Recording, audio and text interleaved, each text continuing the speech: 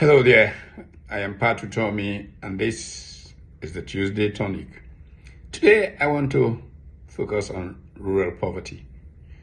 I have just met with some officials of some of the Bretton Woods institutions here in Washington, D.C., and I have just learned, to my great sadness, that the issue of rural poverty in Nigeria has reached a stage where 75% of Nigerians who live in rural areas are now in chronic poverty. The things that lead to that are understandable. Most of them can't go to the farms anymore because of all these so-called herder-farmer clashes, kidnappings, and all of that. Some have even started to forget how to farm because for a few years now, they've not been going to farm. They have no alternate sources of income, and so rural poverty is crushing.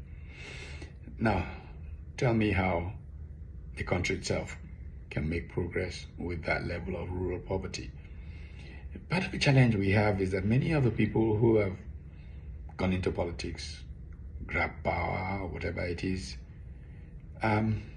see through a very narrow lens of people around them, the lens of state capture, and don't understand how the breaking of other human beings ultimately affects the common good, the common will, and their own fortunes. Doesn't matter how much being part of a rentier arrangement makes them feel like they're doing okay right now. I don't know how else to explain this, but here's the deal.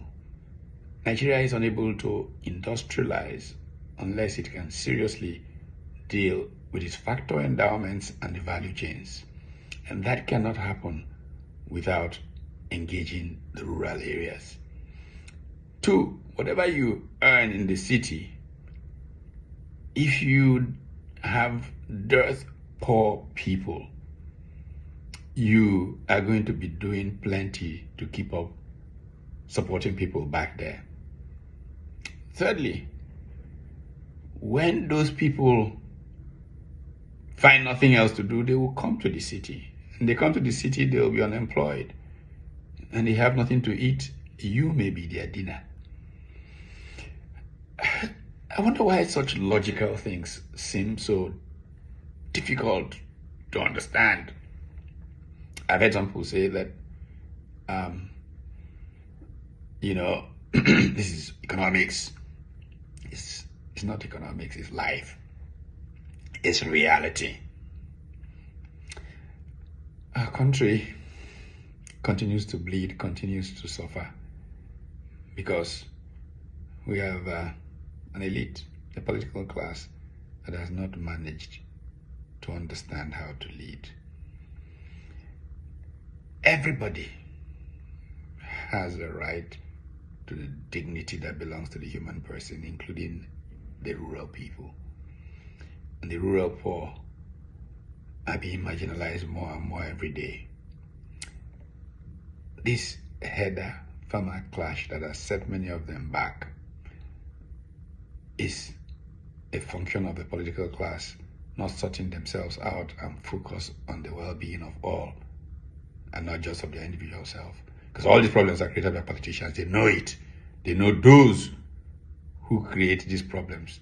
Proper law and order with local community policing, state policing, and all of that will make this thing go down.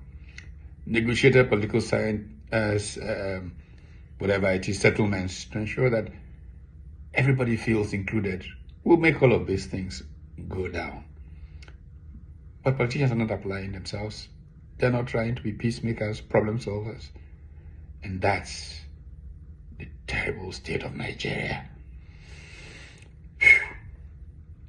Well, we all had better wake up. Better wake up. The rural poor are our brothers. I personally am committed to rural life now. I'm finished with the city. As I return to Nigeria, I move back to my hometown in Ibuza, and I will operate from Ibuza. I will live with them, the poor, I will try and create employment in whatever way I can in that community, in those areas, and God help me. You better be thinking of doing something. You may be dinner. This is Prof. Utomi, and thank you for joining me for this Tuesday Tonic.